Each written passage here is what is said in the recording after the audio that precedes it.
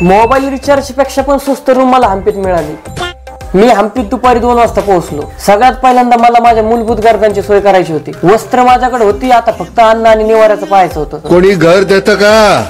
घर हे म्हणायची मला गरजच पडली नाही, कारण मला घर देण्यासाठी तिथल्या लोकांमध्ये चढाओढ चालली होती। एक जण 1000 म्हणतोय, कुणी 700 तर कुणी 1200। एका रात्रीचे एवढे पैसे, आणि ते पण ऑफ सीझन असताना। आणि असं पण अर्धी रात्र तर माझी ओव्हरथिंक करण्यातच जाते, आणि राहिलेल्या अर्ध्या रात्रीसाठी एवढे पैसे द्यायला मला काय परवडत नाही। हॉटेल मालकाशी थोडी घासाघीस करून 800 ची रूम 350 मध्ये डन केली। रूम जरा बारीकच होती, एवढीच आहे।